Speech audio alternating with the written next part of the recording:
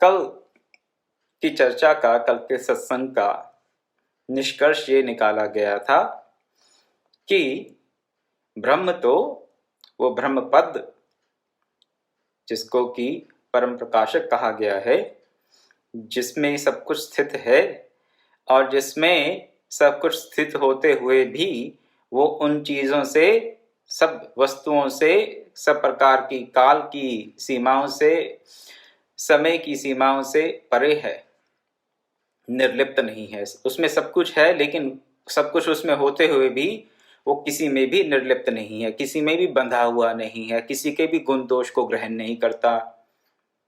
सब जगह होते हुए भी वो हमें अप्राप्त सा जान पड़ता है। तो निष्कर्ष ये निकाला था कि अगर हमारी वासनाएं क्षीण हो जाएं, हमारी अगर वासनाएं क्षीण हो जाएं, मन की अनेक प्रकार की कुचेष्टाएं शांत हो जाएं, तो उस ब्रह्म का दर्शन अवश्य संभव है। वो तो नित्य प्राप्त है। केवल जो आवरण पड़ा है, एक पर्दा पड़ा हुआ है, पर्दा किसका है? हमारी अंतर की वासनाओं का पर्दा है, और कुछ नहीं है। बात इतनी सी है।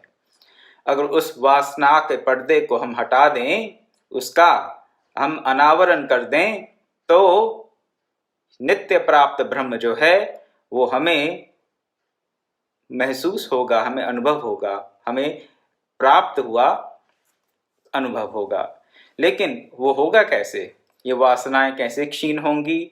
और योग्यजन, जो भक्त, जो परम सिद्ध पुरुष उसको प्राप्त किए हुए हैं, वो कैसे किए उसे प्राप्त, उसकी चर्चा सनुसुजात जी आगे कर रहे हैं। अभी आज उसकी चर्चा को सुनेंगे और उससे हमें अपने भक्ति मार्ग में, अपने साधन के मार्ग में और क्या क्या करना चाहिए, ये प्रेरणा हमें लेनी चाहिए आज के सत्संग से। तो जैसे जैसे ये अलग अलग वर्णन सुने सनुसुजात जी द्वारा दिए हुए, इस बात को इस प्रकार से आप ग्रहण करें, जो भी बातें आज बताई जाएंगी उसको इस प्रकार से ग्रहण करें कि ये मेरे पर किस प्रकार से लागू होती हैं, मेरे पे ये कैसे अप्लाई होती हैं। तो स्वाध्याय करें, सुने सत्संग के साथ साथ ही, सत्संग के दौरान ही स्वाध्याय करें, तो आपको अत्यंत लाभ होगा। अब धृतराष्ट्र ने प्रश्न कोई नहीं किया, लेकिन सनुसुजात जी खुद ही उस परमात्म तत्व का, उस परमात्मा के स्वरूप का वर्णन कर रहे हैं, और योगी जन उसका कैसे साक्षात्कार करते हैं उसका वर्णन बता रहे हैं, वर्णन कर रहे हैं धृतराष्ट्र को। सबसे पहले कहते हैं, राजन, धृतराष्ट्र को संबोधित करते हुए, राजन, जो शुद्ध ब्रह्म है वह महान ज्योतिर्मय दीप्यमान एवं विशाल यश रूप है। सब देवता उसी की उपासना करते हैं, उसी के प्रकाश से सूर्य प्रकाशित होता है। उस सनातन भगवान का योगी जन साक्षात्कार करते हैं। यहाँ पर आगे अब जितने भी श्लोक हैं उन सब का अंत एक ही प्रकार से होता है। इन्हीं शब्दों से सभी श्लोकों का अंत हो रहा है। योगिनस्तम प्रपश्यन्ति भगवंतम सनातनम, योगिनस्तम प्रपश्यन्ति भगवंतम सनातनम। अर्थ, उस सनातन भगवान का योगी जन साक्षात्कार करते हैं। तो कैसे करते हैं वो बताते हैं, और फिर श्लोक का अंत करते हैं ये कहते हुए कि उस सनातन परम तत्व का योगी जन साक्षात्कार करते हैं। साक्षात्कार किसे कह देते हैं हम आजकल आम भाषा में? इंटरव्यू को। इंटरव्यू जो इंग्लिश का शब्द है, अंग्रेजी भाषा का शब्द इंटरव्यू, उसको हम कह देते हैं, हिंदी में अनुवाद करना हो तो कह देते हैं साक्षात्कार।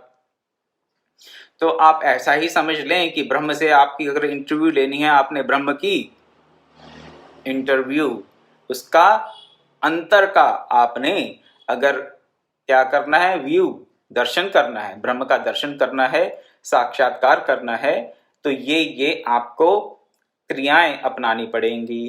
क्रियाएं भी क्या है? केवल समझ की बात है, समझने भर की बात है। क्रिया जैसी क्रिया भी कोई चाहिए नहीं यहाँ पर, लेकिन फिर भी देखते हैं सनुजा जी आगे क्या कहते हैं। शुद्ध सच्चिदानंद पर ब्रह्म से हिरण्यगर्भ की उत्पत्ति होती है। यहां पर 3 बातें आपके सामने रखूंगा, फिर आगे का वर्णन आपको देता हूं। देखिए, हमारे यहाँ निराकार और साकार 2 प्रकार की उपासनाएं बताई जाती हैं, लेकिन वस्तुतः 3 स्टेजेस हैं इसकी, 3 भाग कह लीजिए। क्या? पहली है निर्गुण निराकार, फिर है निर्गुण साकार, फिर है सगुण साकार। एक बार फिर से सुन लीजिए, निर्गुण निराकार, निर्गुण साकार, सगुण साकार। तो जो ब्रह्म है वो तो निर्गुण निराकार है, उसके लिए तो कोई भी उपमा नहीं दी जा सकती, और जो कुछ भी कहा जाता है वो नेगेटिव एडजेक्टिव हो जाता है। विशेषण कैसे हैं? हाँ, नेगेटिव। नेगेटिव का अर्थ वो ऐसा नहीं है, नहीं है, ऐसा नहीं है, न ऐसा नहीं है, ऐसा बोल सकते हैं। कैसा है वो नहीं कह सकते। तो जैसे कि कल बताया आपको कि 15वें अध्याय में भी, गीता के 15वें अध्याय में भी भगवान कृष्ण ने क्या कहा? ना तद्भासते सूर्यो ना शशांको ना पावका यद्गत्वा न निर्वर्तन्ते तद्धाम परमं मम। वहां पे सूर्य भी नहीं है, वहां पे चंद्रमा भी नहीं है, वहां पे अग्नि भी नहीं है, फिर भी परम प्रकाश है। का क्या नहीं है? और जहां से जाके कोई वापस नहीं आता, वो मेरा परम धाम है। लेकिन वहां पे है क्या, ये नहीं कहा। क्या नहीं है, उसी पे ज्यादा स्ट्रेस है भगवान का भी। तो उसके लिए, उस ब्रह्म के लिए, उस निर्गुण निराकार के लिए निर्गुण निराकार। तो नहीं नहीं, क्या नहीं है, क्या नहीं है, नेति नेति से ही उसका निरूपण होता है। और वो है निर्गुण निराकार।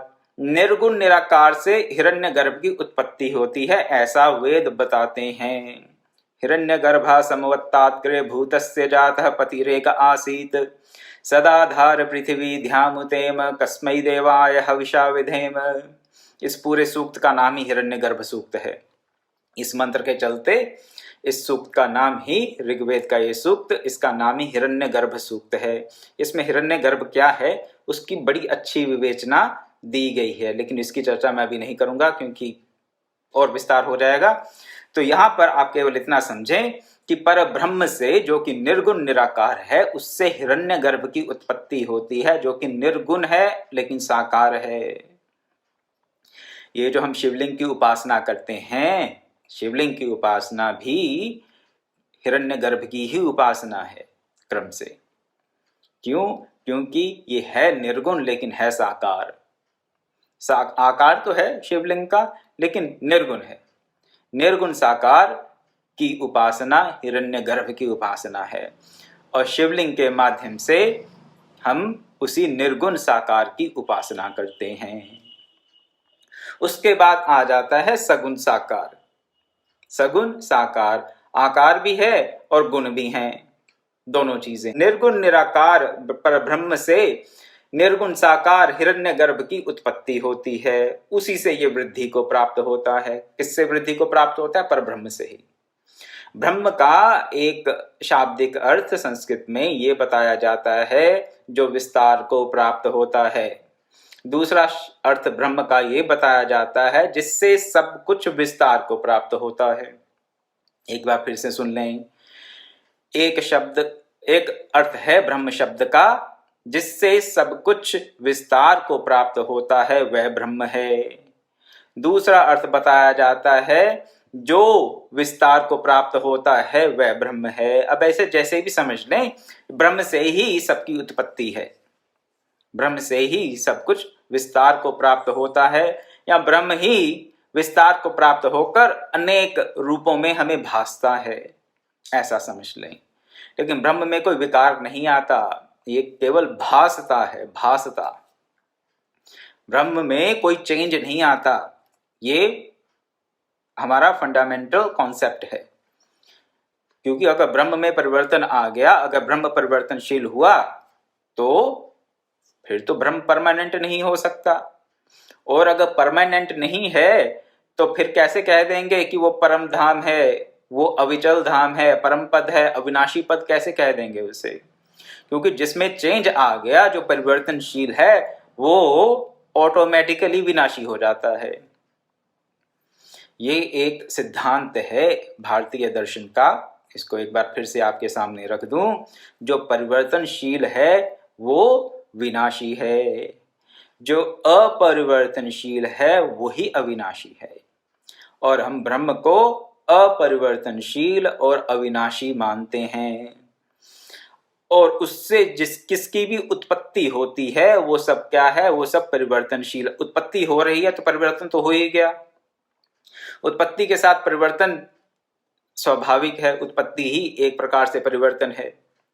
और उसके साथ साथ फिर क्या होता है, उसको हम ये मानते हैं जिसमें परिवर्तन है वो विनाशशील है। उत्पत्ति हुई है तो उसका संहार भी होगा ही होगा। जातस्य ही ध्रुव मृत्यु, भगवद गीता में भी कहा भगवान ने। तो ब्रह्म से सब कुछ विस्तार को प्राप्त होता है। ब्रह्म वो अविनाशी परम पद है। बाकी जो ब्रह्म को छोड़कर जो कुछ भी, अगर ब्रह्म से अलग हमें कुछ दिखाई दे रहा है अभी, जिसको कि हम ब्रह्म नहीं मानते, वो सब विनाशशील है, वो चेंजेबल है, परिवर्तनशील है, विनाशशील है। लेकिन जो भी विनाशशील है वो अपनी जो एनर्जी है, अपनी जो ज्योति है, अपना जो स्वरूप है, उसका सोर्स वो ब्रह्म ही है। सबका सोर्स, सबका कारण वो परब्रह्म ही है। और सबको तपा रहा है लेकिन वो खुद अतप्त रहता है।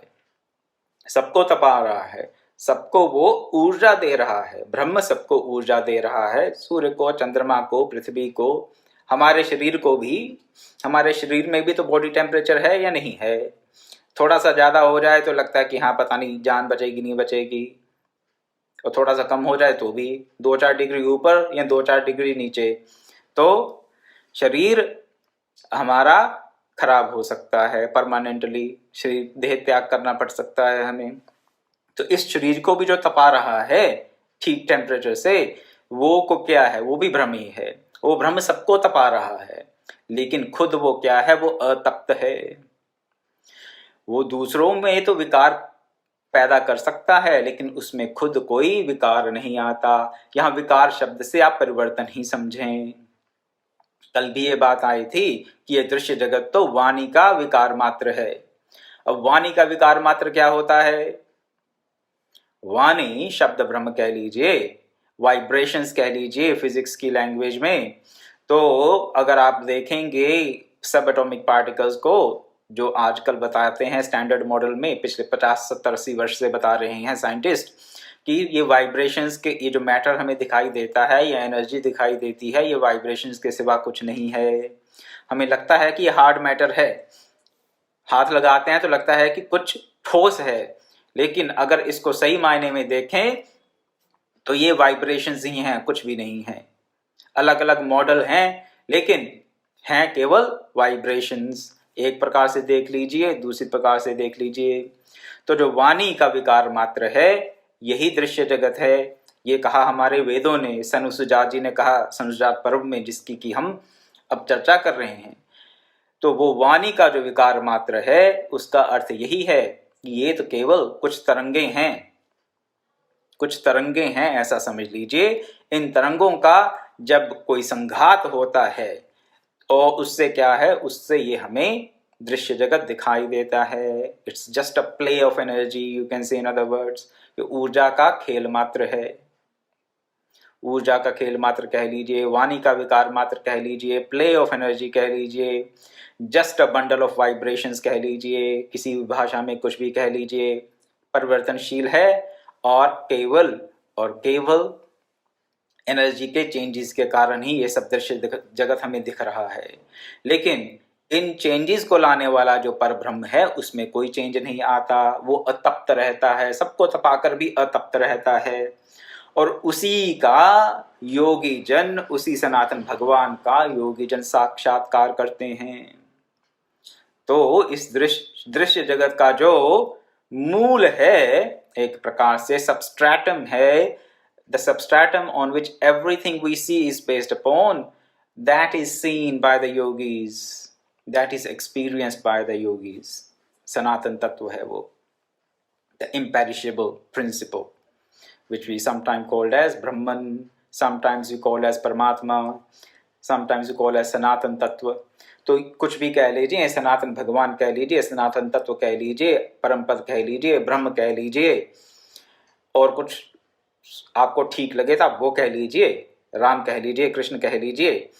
तो ये जो है उसका योगी जन क्या करते हैं, साक्षात्कार करते हैं. सबको तपाकर भी अतप्त रहने वाला, जिससे सब प्रकट होता है, लेकिन जो स्वयं उस सब प्राकट्य में खुद अपने आप को छिपा लेता है.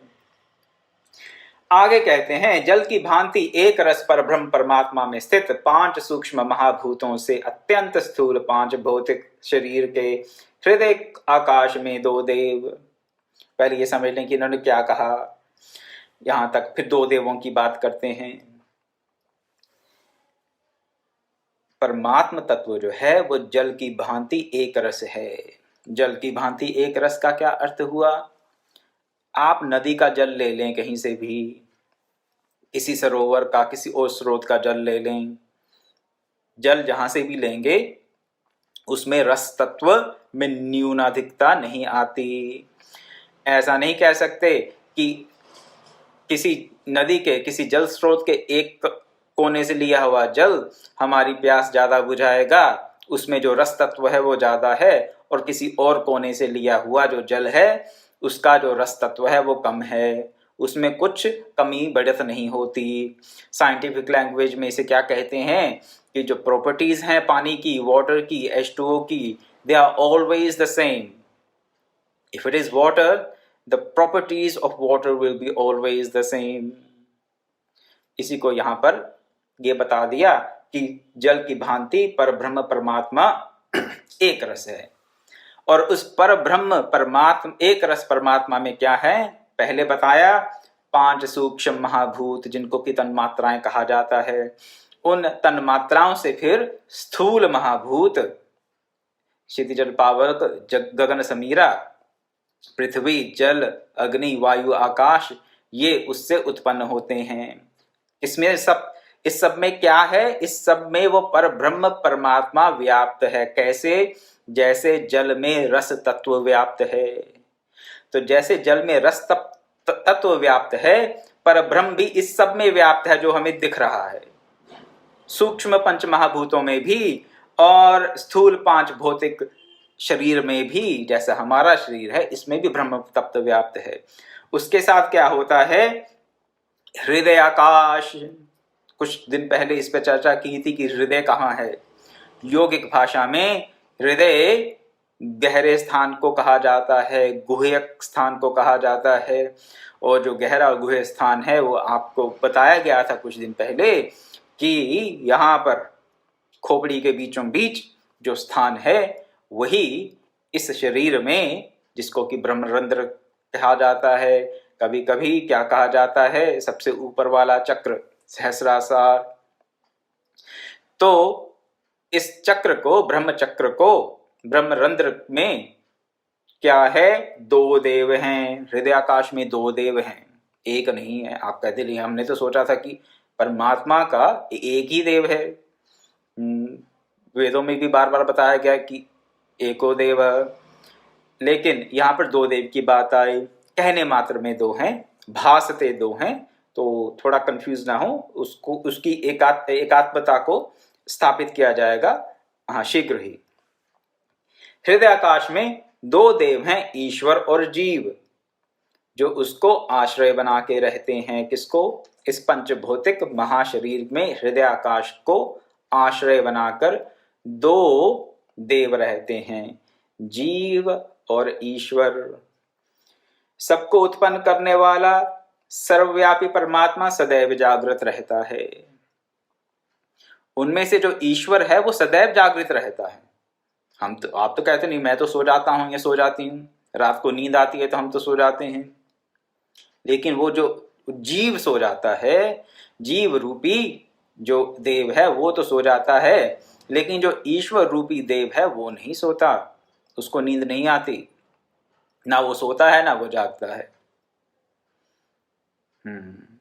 अब कैसे पता चले कि वो नहीं सोता? आप जब सोकर उठते हैं तो आपको पता चलता है कि हाँ मैं बहुत अच्छा सोया है, बहुत अच्छी नींद आई, या रात को अच्छे से नींद नहीं आई। तो जीव रूपी देव तो सो गया था, जो देखने वाला दृष्टा मात्र जो ईश्वर है, ईश्वर रूपी देव है, वो देखता रहता है कि नींद अच्छी आई या नहीं आई। फिर उठने पे, हमें तो उठने पे ही पता चलता है ना कि नींद अच्छी आई नहीं आई। लेकिन ईश्वर रूपी जो देव है वो सदैव अपना ही दृष्टि बनाए रखता है, वो सोता नहीं है कभी भी, सदैव जागृत रहता है। और वो केवल हमारे शरीर में ही नहीं है, शरीर में तो है ही, हृदयाकाश में ईश्वर और जीव रूपी दोनों देव हैं। लेकिन वो जो ईश्वर रूपी देव है वो केवल हमारे शरीर तक सीमित नहीं है, शरीर में केवल हमारे शरीर में बैठकर ही नहीं देख रहा, वो उससे तो अंतरिक्ष द्यू सब लोग व्याप्त हैं। उस सनातन भगवान का योगी जन साक्षात्कार करते हैं। हम किसका साक्षात्कार करते हैं? अयोगी लोग हैं, जो हम जैसे कुयोगी कह लीजिए, अयोगी कह लीजिए, जिनको अभी योग प्राप्त नहीं हुआ, जिनको अभी आत्म साक्षात्कार नहीं हुआ, हमको भी दर्शन प्राप्त होते हैं। मैं आपको ये बता रहा था कि हमको किसके दर्शन होते हैं। हमें उस ईश्वर रूपी देव के दर्शन नहीं होते, हमें तो जीव रूपी देव के ही दर्शन होते हैं, जो सोता है, जागता है, हंसता भी है, रोता भी है, ठीक है, बातें भी करता है, चुप करके भी बैठता है, काम भी करता है, नहीं भी करता है, सुखी दुखी होता रहता है। उस जीव रूपी देव के हमें दर्शन होते हैं और उसी को हम अपना आप मान लेते हैं। लेकिन जो दृष्टा रूपी ईश्वर है उसके दर्शन हमें नहीं होते। क्यों नहीं होते? क्योंकि हमारी दृष्टि वहां जाती ही नहीं है। तो हाँ, मुंडक उपनिषद में ही इससे बहुत मिलता जुलता श्लोक है, जो तीसरे मुंडक के पहले अध्याय का पहला श्लोक।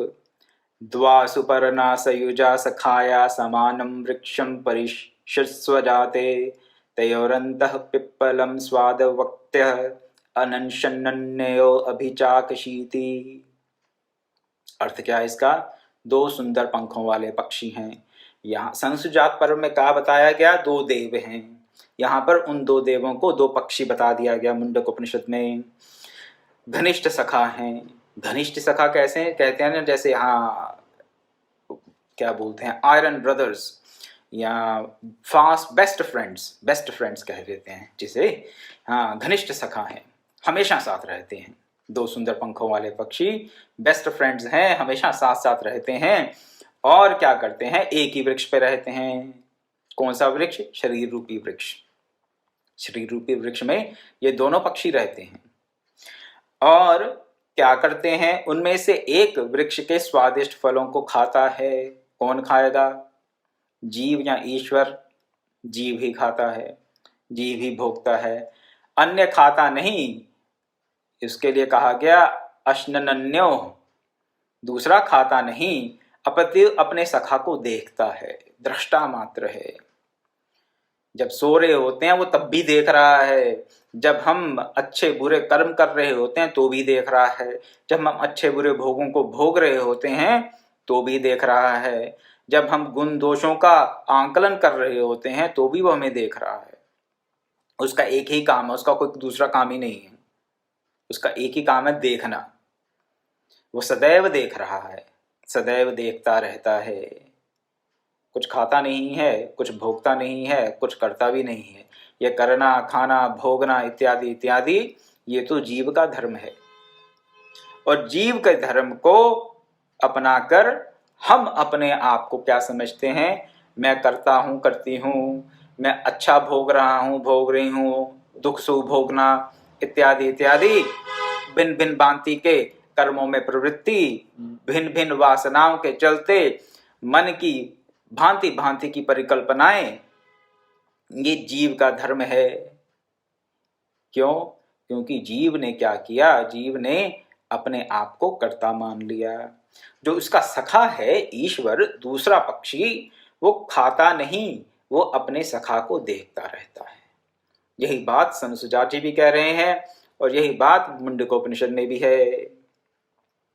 आगे मुंडक उपनिषद में ही इसका अगला श्लोक, दूसरा श्लोक, तीसरे मुंडक के प्रथम अध्याय का दूसरा श्लोक है, समाने वृक्षे पुरुषो निमग्नो निशया शोचति मुह्यमानः जुष्टं यदा पश्यन्त्यन्नमीशमस्य महिमानमिति वीतशोकः। क्या कहते हैं? पुरुष ही वह पक्षी है जो समान वृक्ष पर बैठकर निमग्न है, किसमें? स्वाद लेने में। कभी एक डाली पे बैठना, कभी दूसरी डाली पे बैठना, कभी एक फल को चखना, कभी दूसरे फल को चखना, फुदकते रहना। पक्षी की भांति, जैसे पक्ष चिड़िया आपने देखी होंगी, फुदकती रहती हैं, एक डाली से दूसरी डाली, दूसरी से चौथी डाली, कभी इधर चोंच मारी, कभी उधर चोंच मारी। ये हमारा हाल है। जितनी अस्थिरता, जितनी चंचलता चिड़िया में होती है, उतनी ही चंचलता जीवात्मा में भी है, जीव में भी है। कभी ये देख लें, कभी वो देख लें, कभी इधर चले जाएं, कभी उधर चले जाएं, कभी ये चखेंगे, कभी वो चखेंगे। टिक कर बैठना बड़ा मुश्किल है, टिक कर बैठना बड़ा मुश्किल है। इससे मुझे एक बात याद आ गई, बीच में आपको बता देता हूँ, छोटा सा प्रसंग है। तुलसीदास जी के समय की बात है। तुलसीदास जी के पास दो माताएं आई। सोचा कि बड़े अच्छे संत हैं, बहुत बड़े संत हैं तुलसीदास जी। तो लोगों को आजकल भी ऐसे देखने में आता है कि लोगों को लगता है कि अपना दुखड़ा रोना, संतों के पास जाकर अपना दुखड़ा रोना जैसे उनका परम धर्म है। भगवान ही जाने, ये मुझे समझ नहीं आए कि ये किसने बताया लोगों को, या कैसे ऐसी धारणा बन गई। लेकिन लोगों को लगता है कि उनका परम धर्म क्या है, क्योंकि संत मिले तो उनके आगे अपने सारे अच्छे पुराने चिट्ठे दुख सुख, सुख तो कम, दुख ही दुख खोल के रख दें उनके सामने। तो आज की बात नहीं है, ये तुलसीदास जी के समय भी ऐसी स्थिति थी। तो दो माताएं आई तुलसीदास जी के पास, बोली महाराज जी हम बहुत दुखी हैं, हम बहुत दुखी हैं। तुलसीदास जी ने कहा कि बताइए आपको क्या कष्ट है। संत स्वभाव, सुनेंगे कि कोई कष्ट में है, दुख में है, तो संत का तो हृदय, हाँ, नवनीत समाना भी कह दिया तुलसीदास जी ने खुद ही। और फिर ये भी कह दिया कि जो नवनीत है, जो मक्खन है, वो तो अपनी गर्मी से पिघलता है, लेकिन जो संत का मन है वो तो दूसरे की, हाँ, दुख रूपी गर्मी को देख के ही पिघल जाता है।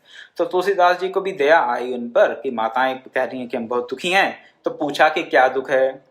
बोली हम पूरे दिन खेत में मजदूरी करती हैं, तो पता नहीं हमें 1 आना या 2 आना मिलता है, और हमारा जो रोज का खर्चा है वो है 4 आने खर्च है, लेकिन 1 या 2 आना हमारी कमाई है, इसलिए हम बहुत दुखी हैं। तुलसीदास जी ने उनको कहा कि आप ऐसा करो, आप आधे दिन के लिए यहाँ पे आया कीजिए। दोनों माताओं को कहा आधे दिन के लिए आप यहाँ आया कीजिए, तो मध्याह्न से दोपहर बाद आ जाए कीजिए शाम तक, और यहाँ पर बैठकर केवल राम राम सीताराम, राम राम सीताराम, ये आप यहाँ पर नाम जप कीजिए, नाम उच्चारण कीजिए, राम राम सीताराम, राम राम सीताराम, राम राम सीताराम।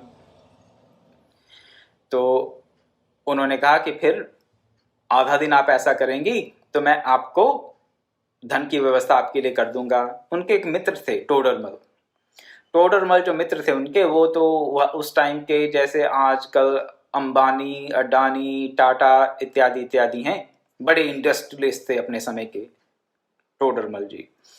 तो उनके मित्र टोडरमल थे, तो उन्होंने, उनके लिए कोई बड़ी बात नहीं थी कि टोडरमल जी को कहें कि 8 आने का प्रबंध कर दीजिए हर दिन। तो टोडरमल जी तुलसीदास जी के कहने पर वो बिना किसी हिचक के, बिना किसी कठिनाई के कर सकते थे। तो धन का तो कोई वो समस्या नहीं थी वहां पर।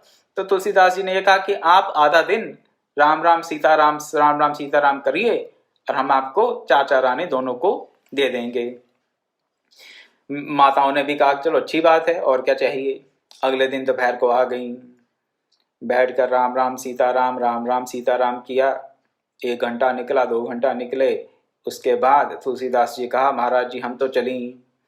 तुलसीदास जी ने कहा ये क्या हुआ, आप तो बोल रही थी आप बड़ी दुखी हैं, आप बहुत व्यथित हैं, आपका तो जीवन निर्वाह बहुत कठिनाई से हो रहा है, और अब मैंने सब व्यवस्था कर दी, प्रभु राम की कृपा से ही व्यवस्था हुई आपकी, और फिर आप भागी जा रही हैं। तो बोले नहीं महाराज जी ठीक है, हम बाकी दुख तकलीफें कष्ट उठाने के लिए तैयार हैं, लेकिन आधा दिन बैठकर राम राम सीताराम करना बड़ा मुश्किल है। बहुत मुश्किल है। आप 4 आने अपने पास रखिए, हम कर लेंगे अपना गुजारा, गरीबी में जीवन निर्वाह जैसे हो रहा है होता रहेगा। हम कष्ट के साथ जी लेंगी, परिवार पाल लेंगी कैसे भी, लेकिन आधा दिन बैठकर सीताराम सीताराम नहीं कर सकती। यही स्थिति हमारी है, यही दृष्टि हमारी भी है। फुदकते रहेंगे उस एक चिड़िया की तरह, पक्षी की तरह, एक डाल से दूसरी डाल पर, कभी एक वृक्ष पर बैठेंगे, हम तो दूसरे वृक्ष पर भी जाने को तैयार हो जाते हैं, ये शरीर छोड़ेंगे अगले शरीर में चले जाएंगे। कभी एक फल को चोंच मारेंगे, कभी दूसरी फल को चोंच मारेंगे, कभी मुंडी इधर घुमा के देखेंगे, कभी गर्दन इधर घुमा के देखेंगे। चंचलता, मन की चंचलता और मन के चलते इंद्रियों की चंचलता। क्या होगा फिर? वो दृष्टा भाव आएगा ही नहीं। दृष्टा भाव न आने के कारण सुख दुख भोगते रहेंगे। तो मुंडक उपनिषद के तीसरे मुंडक का प्रथम अध्याय का दूसरा श्लोक, पुरुष ही वह पक्षी है जो समान वृक्ष पर बैठकर आस्वाद लेने में निमग्न है, क्योंकि वह अनीश है, उसे अपने ईशत्व का पता नहीं है। ऐसा नहीं कि वो वाक्य ही अनीश है, वो भी ईश ही है, लेकिन अपने आप को अनीश मानकर, भोक्ता मानकर अपने ईश्वत्व को भूला हुआ है, और अपने ईश्वत्व को भूल जाने के कारण वो अनीश है। इसीलिए मोह के वशीभूत होकर शोक करता है। मोह कह लीजिए, प्रमाद कह लीजिए, उसके वशीभूत होकर असावधान है अपने स्वरूप के प्रति। मोह क्या है? अज्ञान क्या है? यहाँ पर अपने स्वरूप का ज्ञान ना होना ही मोह है यहाँ पर, और अपने स्वरूप का वस्तुतः ज्ञान ना होने के कारण ही वो शोक में संतप्त है, शोक से पीड़ित है, भांति भांति की यातनाएं जन्म जन्मांतरों से झेल रहा है। लेकिन क्या? जब वह उस अन्य को देखता है जो ईश है, दूसरे पक्षी पर जब नजर जाती है, जब जीव की ईश्वर पर नजर जाती है, दृष्टि पड़ती है कहां पर? दूसरे पक्षी पर, तो क्या होता है? तब वह जान जाता है कि जो कुछ भी है वह उसी की महिमा है। यहां पर उस ईश को प्रेमी कहा गया। ईश को क्या कहा गया यहाँ पे? प्रेमी। जुष्टम शब्द आया है संस्कृत में। जुष्टम शब्द के कई अर्थ होते हैं। जो जूठा होता है वो भी इसी संस्कृत के शब्द से बना है, लेकिन यहाँ पर इसका अर्थ ये है जो तृप्त है। जो तृप्त है, किससे तृप्त है? प्रेम से परिपूर्ण है, सब प्रकार से आत्मतृप्त है और प्रेम से परिपूर्ण है। और जो प्रेम से परिपूर्ण है उसी को यहाँ पर प्रेमी शब्द से भी कई बार उसका अनुवाद कर दिया जाता है। वो जो ईश्वर है वो हमारा परम प्रेमी है, और जब उसकी तरफ जीव देखता है तो शोक मुक्त हो जाता है। शोक मुक्त क्यों हो जाता है? क्योंकि वो तब वे ये जान जाता है कि जो कुछ भी है, जितना भी पसारा दिखाई दे रहा है, सब उसी की महिमा है। इसी चर्चा को कल आगे बढ़ाएंगे, अब समय हो चला है। अब देखेंगे कि सनातन भगवान का योगी जन साक्षात्कार कैसे कैसे करते हैं, और ब्रह्म के निरूपण और ब्रह्म की यथार्थ जो स्थिति है, जो ब्रह्म से हमारा रिलेशन है, उसको समझने का प्रयास करेंगे कल भी। ओम पूर्णमदः पूर्णमिदं पूर्णात् पूर्णमुदच्यते पूर्णस्य पूर्णमादाय पूर्णमेवावशिष्यते। ओम शांति शांति शांति। हरि ओम तत्सत्।